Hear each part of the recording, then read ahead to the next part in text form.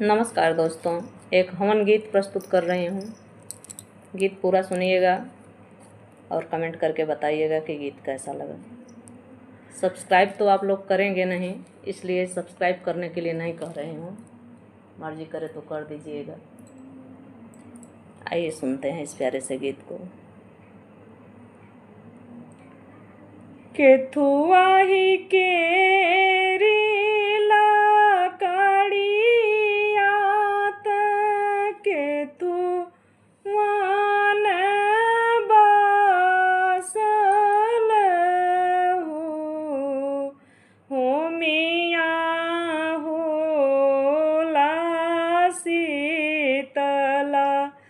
माई के बेदिया देखत नीक लागेला।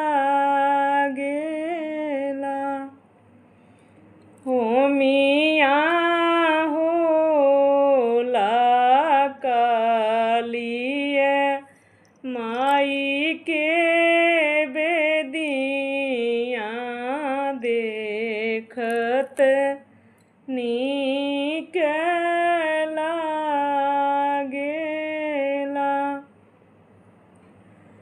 माही केरी लकड़िया कपूरा मन बासल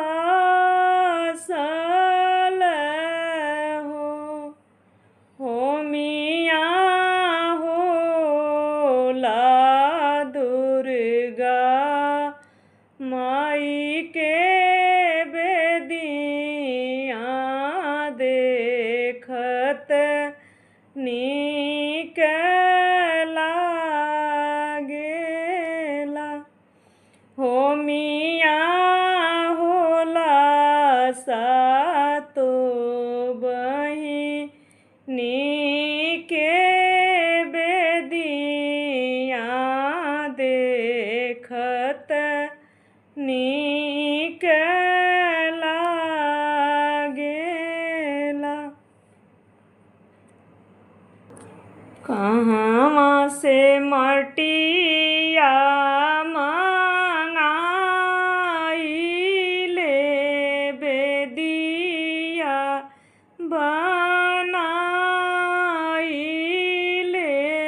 हो सखिया के यही बेदिया के मालिक हवन करावेला।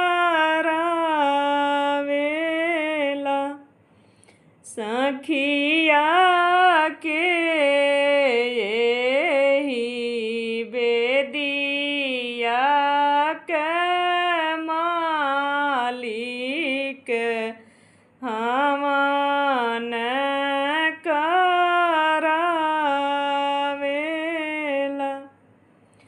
गंगा से मटिया मंगाइले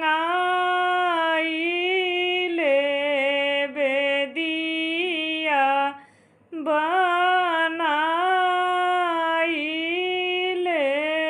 हो सखिया बेदिया के मालिक वशिष्ठ मुनि हवन कराइले।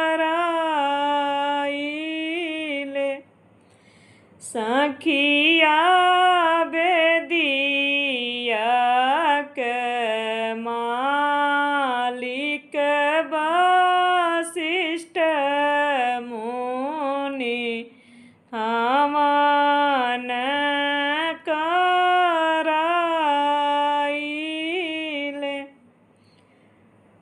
धीरे धीरे मंत्र उचारी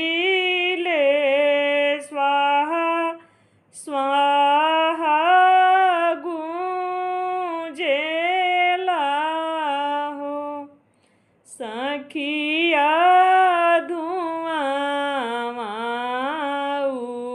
उड़ेला आसमानमा देखत नीक लागेला। सखिया धुआं उड़ेला आसमानमा त देखत